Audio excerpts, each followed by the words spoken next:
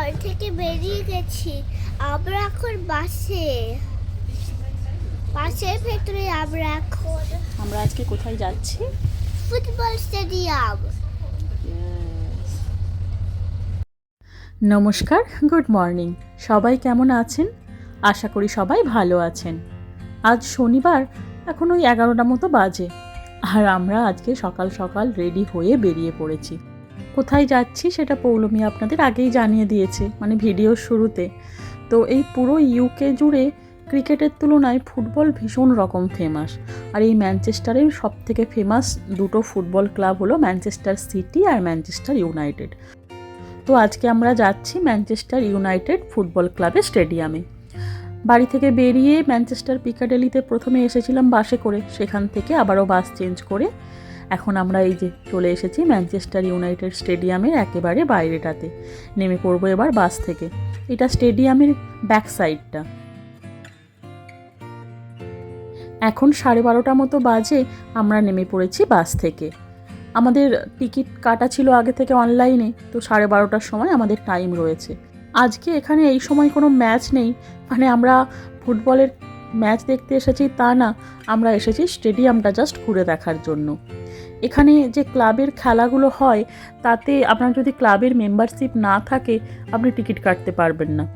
তো সেই কারণে আমরা ভাবলাম যে আমরা একবার স্টেডিয়ামটাই ঘুরে দেখে যাই। এত ফেমাস এখানে ম্যানচেস্টারের স্টেডিয়াম, তো সেই কারণেই আজকে আসা এখানে।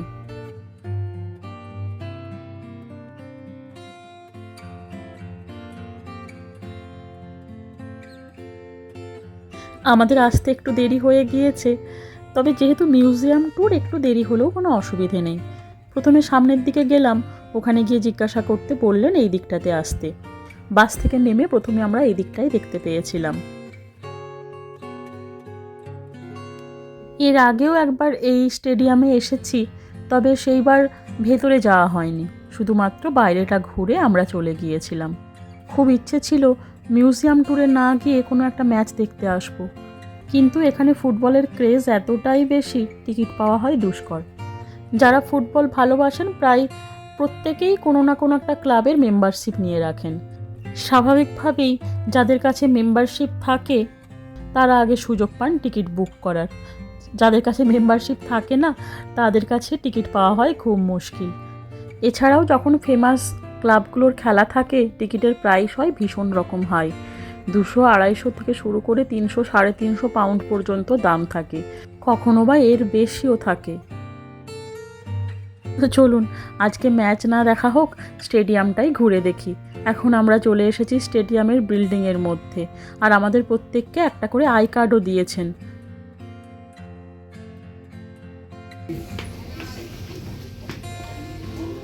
See Rwanda. This is Brazilian. No. Yeah, this is Rwanda.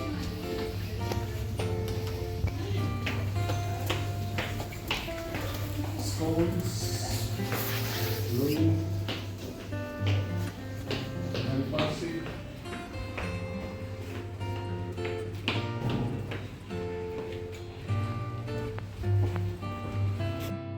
আমাদের সাথে একজন গাইড আছেন, তো আমরা যেই সময় গেলাম সেই সময় আরও যারা ছিলেন সবাইকে নিয়ে একজন গাইড যাচ্ছেন।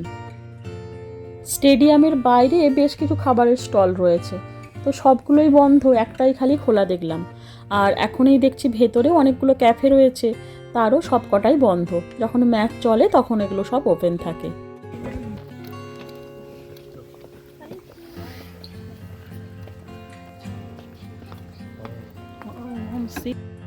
কোনো জিনিস যখন আমরা প্রথমবার দেখি সেটা যেন সব থেকে বেশি ভালো লাগে।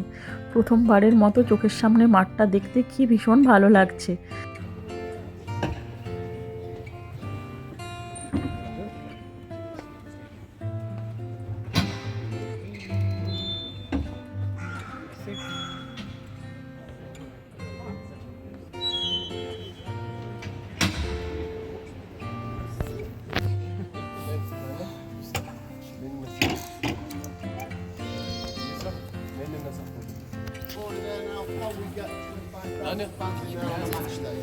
Hayes pointed there, 48 metres at the back, on the very back row.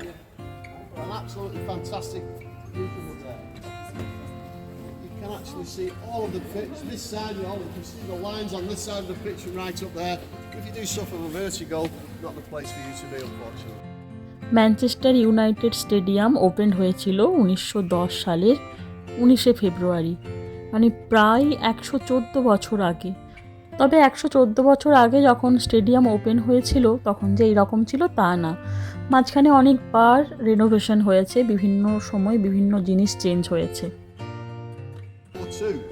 And that's because we then put more seats in, so for every seat that we put in for a wheelchair guest, it takes about 10 seats out. So I've extended just from where we come in right to behind the goal, over there onto the south stand or suppose. আর এই Manchester United stadium ইউকের মধ্যে তৃতীয় বৃহত্তম stadium. এখানে শুধু যে football খেলা হয় তা না, ফুটবলের সাথে এখানে রাগবি ম্যাচও হয়। এই স্টেডিয়ামে একসাথে ৭৪,৩১০ জন বসে খেলা দেখতে পারেন। Vibrate system comes in, 20 million nylon fibre stitched into the ground, and then we put sand down and seed, and then that seed starts to germinate and grow. খেলার মাঠটাতে দেখুন বেশ কিছু ইলেকট্রিক লাইট লাগানো রয়েছে ওপর থেকে লাইট ঘাসের ওপরে পড়ছে। প্রথমে দেখে একটু অবাক হয়েছিলাম যে এইভাবে কেন লাইটগুলো দেওয়া রয়েছে, মানে বুঝতে পারছিলাম না আর কি। তো যিনি গাইড ছিলেন উনি বললেন যে মাঠের ঘাস যাতে শুকিয়ে না যায় তাপের অভাবে, যেহেতু এখানে সূর্যের আলো বিশেষ করে এই উইন্টারে দেখা পাওয়াই যায় না, সেই জন্য তার অল্টারনেটিভ হিসেবে এই ব্যবস্থা করা রয়েছে। তো এখানে কিছুক্ষণ থাকার পর গার্ড আমাদের নিয়ে যাচ্ছেন আবার ভেতরের দিকটাতে। তো চলুন দেখি এখন নেক্সট কি দেখানোর জন্য আমাদের নিয়ে যাচ্ছেন। আর এই যে এই আই কার্ডগুলো একটা করে দিয়েছেন সবাইকে। পিছন দিকটাতে এইরকম ছবি আর নিজের নামটা খালি লেখা রয়েছে সামনের দিকটাতে। তো যাই হোক, এটাই মেমোরি হয়ে থাকবে যে এখানে এসেছিলাম, এইখানের লোগোওয়ালা একটা আই কার্ড তো রয়েছে। আর যেহেতু এখন ম্যাচ চলছে না সেই জন্য দেখুন এই ক্যাফেগুলোও বন্ধ আর এই দিকগুলো সব গার্ড করা রয়েছে।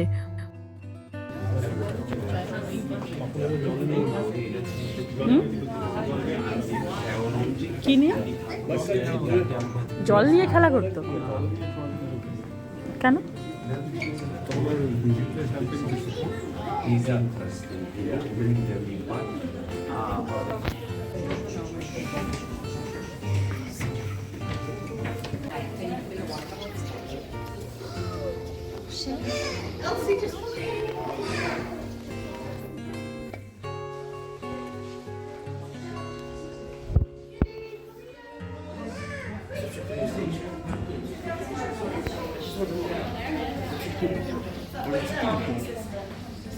Martínez.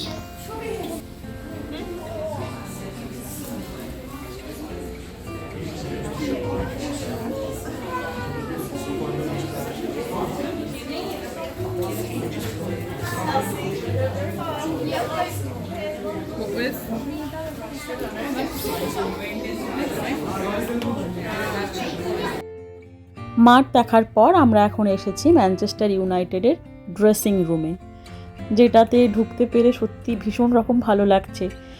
এমনিতে তো কোনো দিন এই জায়গাগুলোতে ঢোকার সুযোগ হবে না, মানে ম্যাচ দেখতে আসলেও এই জায়গাগুলো আমরা দেখতে পেতাম না। তো এই ড্রেসিং রুমে ঢুকে প্রত্যেকটা জার্সি হাত দিয়ে ছুঁয়ে দেখা, এই সিটগুলোতে বসতে পেরে ভীষণ রকম ভালো লাগছিল।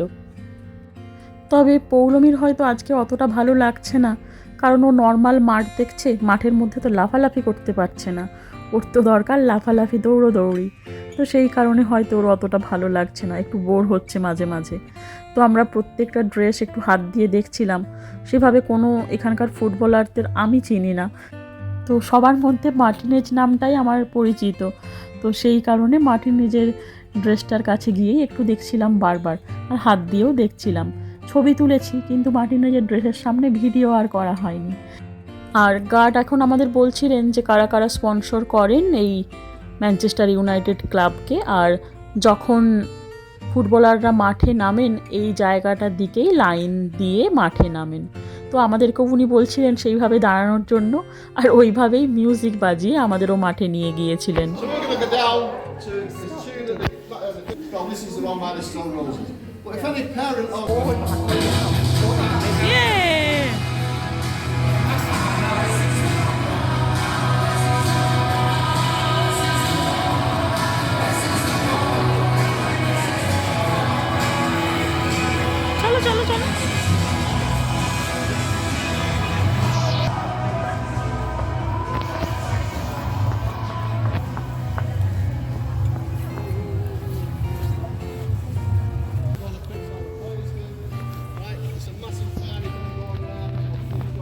টাচ করে দেখে উঠবে না।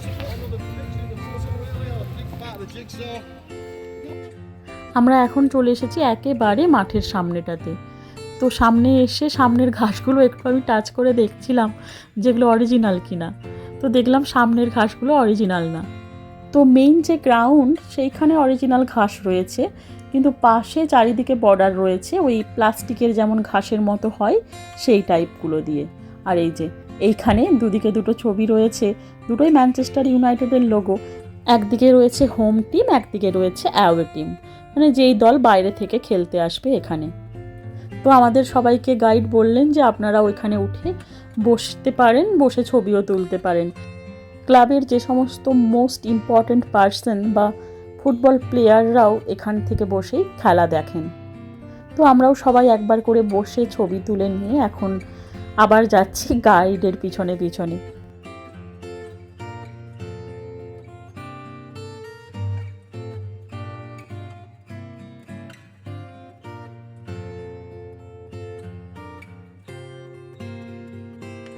আর এখন আমরা এসেছি প্রেস কনফারেন্স রুম বা মিটিং রুমে। 10 or 15 minutes of written media. Personality with each of them. Not so important. Okay, you are.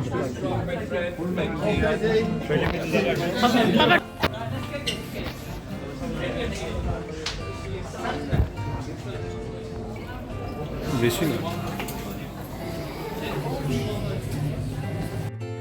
Meeting রুমের পর রেড লাইটের ভেতর দিকে চলে এসেছি আমরা এখন ম্যানচেস্টার ইউনাইটেডের গিফট শপে।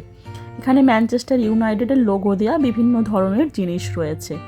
খুব ইচ্ছে ছিল পৌলমীর জন্য এরকম একটা জার্সি কেনার, কিন্তু দাম রয়েছে 50 পাউন্ড শুধুমাত্র ওপরের এই টি শার্টটার, মানে প্রায় ধরুন 5,000 টাকা মতো। তার উপরে প্যান্ট আবার আলাদা করে কিনতে হবে, সেটাও প্রায় ওই 40-42 পাউন্ড মতো। তো এত দাম দিয়ে আর জার্সি কেনার ইচ্ছে হলো না। ভাবছিলাম একটা টুপি কিনবো, তো এই রকম টুপি না কিনে ওর জন্য একটা ওই উলের ক্যাপ আর স্কার্ফ নিয়েছি। আর ফুটবল স্টেডিয়াম মানে ফুটবল তো থাকবেই, বিভিন্ন ধরনের ফুটবল রয়েছে এই সবগুলোতে। কোয়ালিটি তো ভীষণই ভালো, আর দামও যে খুব বেশি তা কিন্তু না। যেমন এই ফুটবলটার দাম রয়েছে 22 পাউন্ড, মানে 2300 টাকা মতো। এছাড়াও বিভিন্ন ধরনের ফুটবল রয়েছে, বিভিন্ন কোয়ালিটি অনুযায়ী দামেরও ডিফারেন্ট রয়েছে।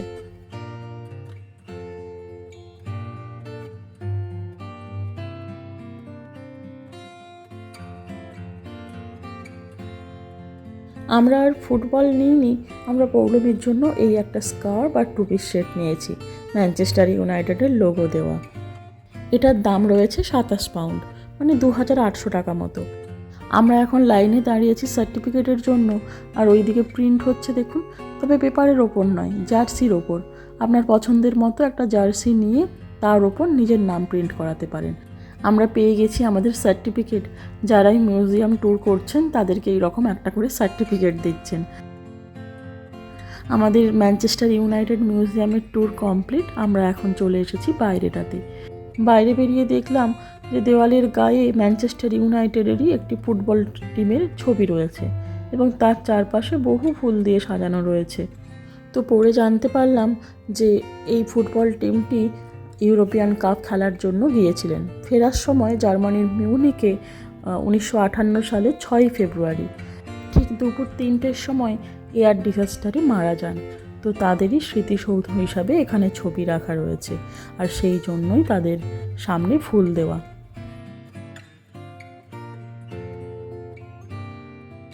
চলে এসেছি ম্যানচেস্টার ইউনাইটেডের সামনের দিকে। এখানেও দেখলাম এই লোগো দেয়া বিভিন্ন ধরনের স্কার্ফ বিক্রি হচ্ছে। আর এই ম্যানচেস্টার ইউনাইটেড হিসেবে পরিচিত হলেও ক্লাব, এই ক্লাবের আরেকটি নাম রয়েছে ওল্ড ট্র্যাফোর্ড। বাইরেও দেখুন দেয়াল জুড়ে বিভিন্ন সময়কার বিভিন্ন ফুটবল টিমের সমস্ত স্মরণীয় ছবি তুলে ধরা রয়েছে। আর ম্যানচেস্টার ইউনাইটেড লেখার নিচেই আমরা দেখতে পাচ্ছি স্যার আলেকজান্ড্রা ম্যাথু বাসবির স্ট্যাচু। ওনাকে ম্যানচেস্টার ইউনাইটেডের সর্বকালের শ্রেষ্ঠ ম্যানেজার হিসেবে গণ্য করা হয়। এমনকি ওনার আন্ডারেই ম্যানচেস্টার ইউনাইটেড টিম প্রথম European cup জেতেন।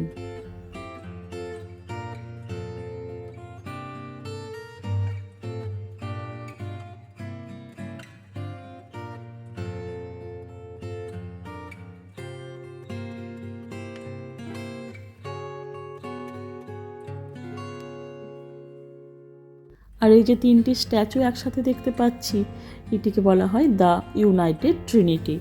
George Best, Denis Law এবং স্যার ববি চার্লটন। এনারাই 1968 সালে ম্যানচেস্টার ইউনাইটেডকে প্রথম ইংলিশ ক্লাব দল হিসেবে ইউরোপিয়ান কাপ জিততে সাহায্য করেছিলেন। 3:05 মতো বাজে, ফিরে যাব বাড়ি। আর মিউজিয়াম ট্যুর তো ভালো লাগলো, তবে আরেকটু বেশি সময় নিয়ে দেখতে পারলে যেন বেশি ভালো লাগতো। আর আরেকটা আক্ষেপ রয়ে গেল, এই ক্লাবের জেতা কোনো কাপ আমরা দেখতে পেলাম না। যেহেতু মিউজিয়াম ট্যুরে এসেছিলাম, যেমন জার্সিগুলো দেখতে পেলাম, ভেবেছিলাম বিভিন্ন সময়কালের কাপগুলোও দেখতে পাবো। যাই হোক, আজকের মতো ব্লগটা এখানেই শেষ করলাম। দেখা হবে পরের ব্লগে। আর ভিডিওটি যদি ভালো লেগে থাকে, সবাইকে অনুরোধ একটা লাইক করার, আর কেমন লাগলো সেটা কমেন্টে জানানোর। আর সবাইকে অনুরোধ চ্যানেলটি সাবস্ক্রাইব করে আমাদের সাথে থাকবেন। দেখা হবে পরের ব্লগে। সবাই ভালো থাকবেন, সুস্থ থাকবেন। আজকের মতো টাটা।